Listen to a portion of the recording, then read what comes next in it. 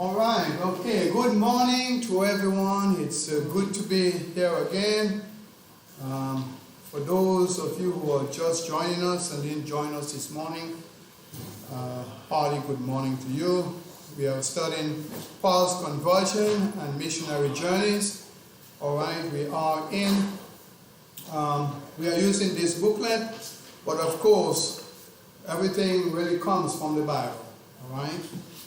Okay, and so today we are on page, I will call it different pages from both books, all right? We're still in chapter 4. We are going to be on page 29, so that is page 25 in the new book. Page 25 in the new book, Sister Osborne, that will be page 25 for you. Yeah, page 25 for you. We'll be doing Paul's personal appearance. I want to make sure it's page 25. Paul's personal appearance. There you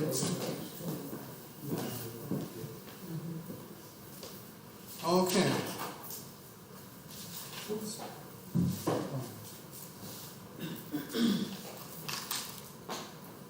All right, the author went on to say we do not have photographs or first-hand description of Bible characters like Jesus and Paul, but no doubt most of us wish we did, right?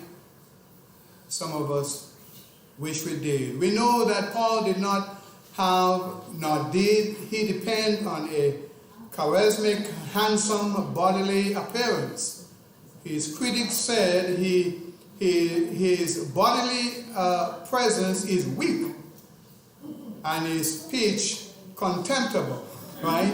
If we remember that in 2 Corinthians. Can someone read 2 Corinthians chapter 10 and verse 10? We'll see what Paul is talking about there. 2 Corinthians chapter 10, verse 10.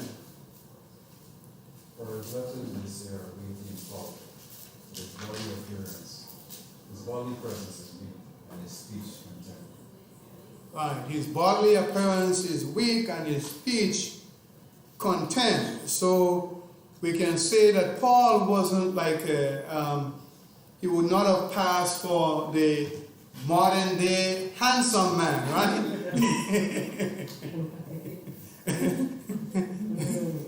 TDH, right? He would not have been tall, dark, and handsome, right? Now you have to put something else. TDHR, tall, dark, handsome, and rich, right? This is how the world puts it now. Okay. This is not how God's people put it. Okay, so yes, so we see Paul here didn't have this strong physical appearance, but we know from his writings that Paul was strong in faith, right?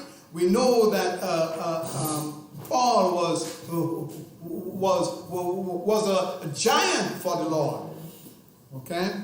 Now, how do we know that? We will know that as we continue to study his conversion and his missionary journeys.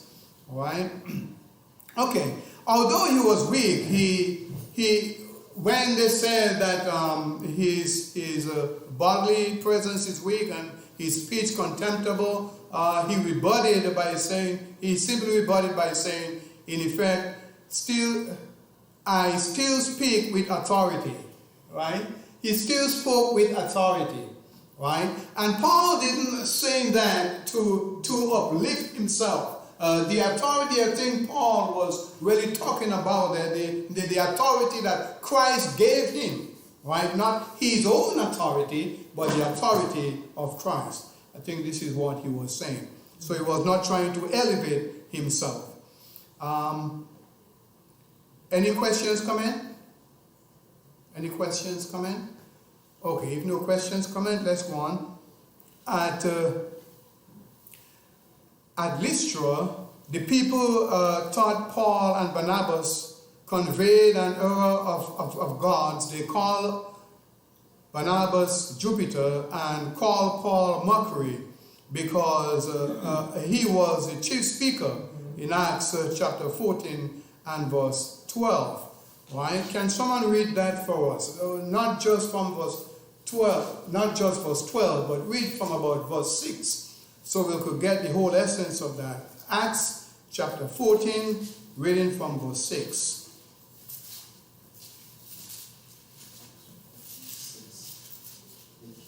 They became aware of it and fled to Lystra and Derbe, cities of Lycaonia, and to the surrounding region. And they were preaching the gospel there. Yes, go ahead. And verse 8.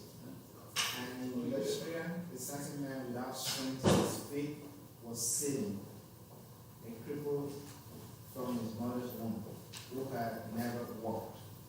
Now, this man heard Paul speaking.